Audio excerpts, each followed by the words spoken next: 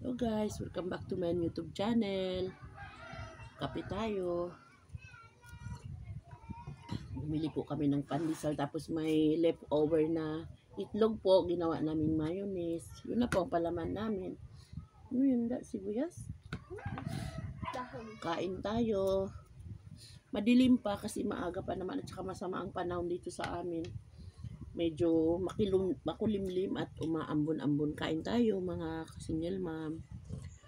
So, alam nyo, ang baba pa rin ng aking mga followers sa YouTube. Sana naman, tulungan nyo naman ang aking page kasi marunong naman ako mag-like sa ibang mga videos. Sarap.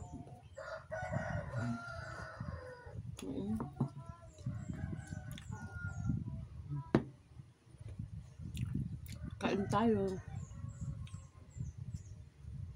Sarap.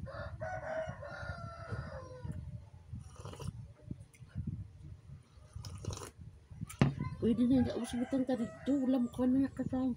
Kung kita makapagpalaman. Nabalusog sa aftertaste ng itlog. Masarap. So, malinang na lang ako.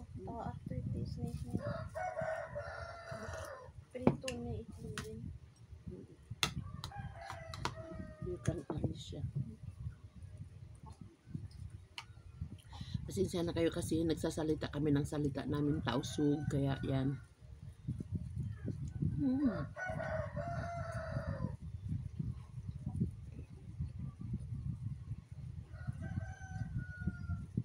Ba't yun po? Damit ang maratihin mo.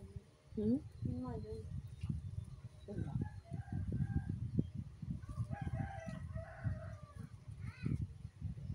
Baka nang kuhan mo ko.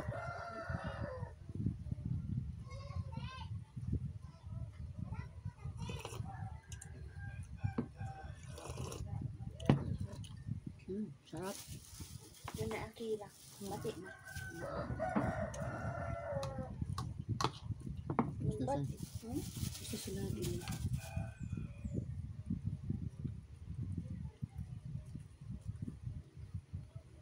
Yung tinapay. Ay mo.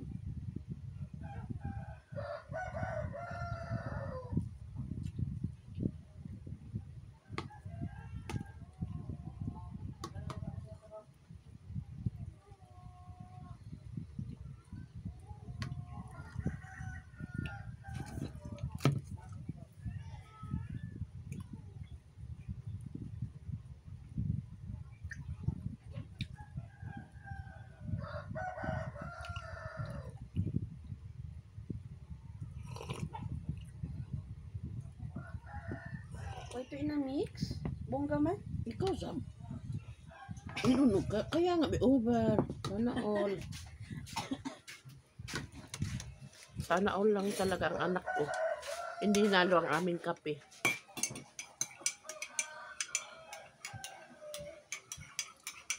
Ayan po tayo. Nasa ating kusina, bahay kubo. Yan ang ating anak. Ang ating anak na nandito ngayon. So, baka sa 2005, darating naman yung isa pag hindi tamarin. Parang umaano-ano ang aking mukha. Agaglaw. Nag-glow. Kasi alam nyo talaga mga kasinggil ma'am, doon sa dati naming tinarahan, doon sa may Santa Catalina, alam nyo, problemado talaga ako doon. Parang ang daming doon, mga Toxic people. no, don't say like that. Parang hindi ako maligaya doon kasi kung lalabas ka ng pintuan mo, Daming marites. titingnan ka na ng mga tao, ganyan. Tapos kung nakatalikod ka na, ayan na. So dito, walang pakialaman yung mga tao dito. Masaya ang mga tao dito. Hindi nakikialam sa buhay ng mga may buhay. So kaya ayan, nananaba na ako at saka nag-glow-glow na rin. Sana all. Tapos, ayan, pagkagising, ngayon hindi ako nagtinda kasi hindi naubos yung paninda ko kahapon. Gawa ng holiday. ano ba yun, Halloween, no? So, kalag-kalag. Sorry, kalag-kalag pala. So, hindi po naubos ang aking paninda. So, ngayong araw, hindi po ako nagtinda. Sabi ko, magpahinga muna ako dito sa bahay kasama ang aking anak kasi ilan araw na lang, lilipad na naman to. So, dito muna ako. Tapos yung nga mga single mom, pagkagising ko, may papakita ako sa inyo. Hindi ko lang alam gamitin tong ayan, may grasshopper kasi doon sa pintuan namin pagkagising ko. Ay, swerte daw or Ayan pakita ko sa inyo. Ayan grasshopper.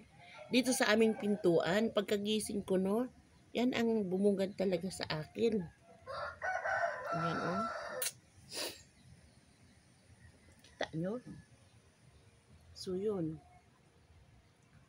Ayan, ang kasabihan sa amin yan ay kaluluwan ng mga nawala nating mga mahal sa buhay. Yan yung kasabihan. Pero ewan ko lang kung totoo o ano man. Basta yun lang.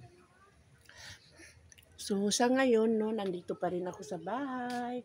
At yan ang aming labasan. Tingnan mo yung mga aso. Yung mga aso na yan. Kung may pagkain ka nilagay dyan, tatangayin ka agad.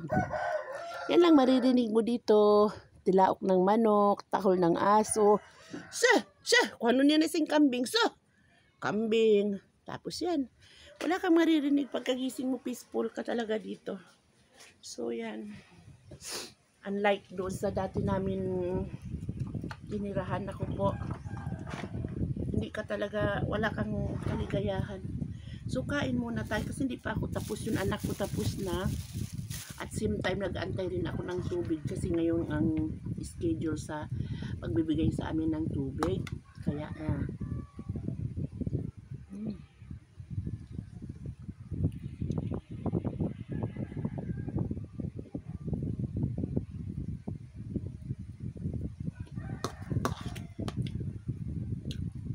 kain tayo.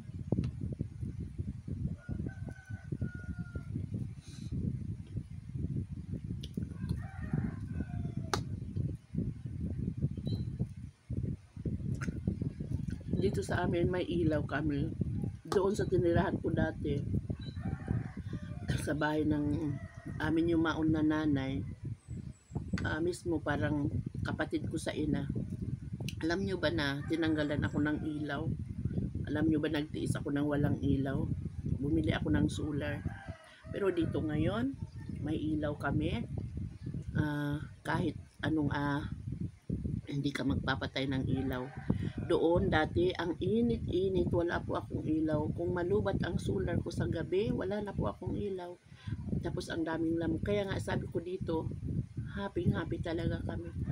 Kasi may ilaw. Doon, kahit nagbabayad ako every buwan, inalisan pa rin nila ako ng ilaw. Ewan ko kung bakit may mga taong ganun. Hindi mo maintindihan kung anong mga ugali. Kaya sa ngayon, talagang sinasabi ko, blessed talaga kami dito sa bahay namin. Kasi wala ang pakialaman. Nandito ka lang sa loob ng bahay mo. Walang nag-aano sa'yo. Walang nagpapakialam sa'yo. Doon sa dati namin tinirahan, naku po, maraming mga marites, hindi mo maintindihan, kahit wala kang kasalanan, sinasabi ikaw ay marites. Ano ba yan? Bakit gano'n may mga tao na hindi mo maintindihan ang mga ugali? Kaya nga po, nung nakaalis na ako doon, parang nawala po ang aking sa buhay. So, hindi ko maintindihan doon. Kahit wala akong ginagawa sa mga tao, sinasabihan nila ako na ako ay masamang tao. So, bahala na lang ang Diyos sa kanila. Yun na lang, pinagpa-Diyos ko na lang sila lahat. Kaya, mula nang lumipat ako dito, mag-iisang taon na rin ako dito, hindi na ako bumalik doon kasi parang mga alaala ko, ayaw ko nang maalaala yung mga pinagdaanan ko doon. Kasi sa totoo lang, naging masalimuot ang buhay ko doon. Oo. Kaya ngayon nandito na lang ako. Sabi ko sa mga anak ko, kung halimbawa, may mangyari sa akin kahit hindi na ako dalawin ng mga bayaan nyo na. Kasi sa totoo lang, pag naalaala ko yung mga nangyari doon, ako po, hindi ko na alam. Mismo tinuturing mo anak ng kapatid mo sa ina, minamasamang tao ka. Kukwento ko lang sa inyo mga single mom kasi yun talaga ang totoo. Wala akong ginagawa sa kanila, ginagawaan nila ako ng sama. So, may mga tao talagang ganun, hindi mapakali. So, yun. Tapos, nakikikabit ako sa wifi nila. Naghahati naman kami sa bayaran. Inalisan din nila ako ng wifi. Tapos, ang ilaw, naghati din kami sa bayaran. Gusto ko lang magkaroon ng submeter, hindi nila na ako pinakabitan. Inalis nila rin ako. So, parang masakit din yun sa akin. So, sa ngayon, magpasalamat ako sa Allah subhanahu wa ta'ala dahil ay napakaganda na ng lagay namin dito. Kakain kami, walang problema. May mga pagkain na kami kahit konti. Hindi na ako nagpo-problema kasi may mga pagkain na rin kami. So ngayon, sasabihin ng mga tao makakapanood nito, ng mga kamag-anak ko na mataas na yun, lipad ko, hindi. Kaya lang may naalaala lang ako na talagang masalimot ang buhay ko doon sa dati kong pinanggalingan. So, yun lang, nakwento ko lang sa inyo mga kasingle ma'am ang buhay ko dati. Marami pa akong gusto ikwento pero isang araw magkukwento pa rin ako sa inyo tungkol sa aming buhay na pinanggalingan doon sa aming tinirahan. Ang dami-dami pa. Ang dami ko pa talagang gusto ikwento sa inyo. So sa ngayon, dito muna tayo dahil mahaba na rin ang aking video at maraming salamat. Please, tulungan nyo ang aking YouTube channel. Sana lumago ang ating followers dahil kung aabot tayo ng 1,000 ay mayroon din ako igaganti sa inyo. So, yun lang. Matagal na rin ako sa YouTube. Kaya lang, yun nga, naudlot dahil nawalaan tayo ng wifi doon sa kabila, doon sa dati naming tinirahan. Nawalaan ako ng ilaw dahil inalisan ako ng ilaw. So, yun ang aking naging karanasan doon sa aking pag-YouTube channel. Kaya naudlot. Sa ngayon, ipagpatuloy natin at tulungan nyo ako lumago ang aking YouTube channel. And please follow my YouTube channel, like and share. Thank you so much mga kasingle ma'am. And God bless you all.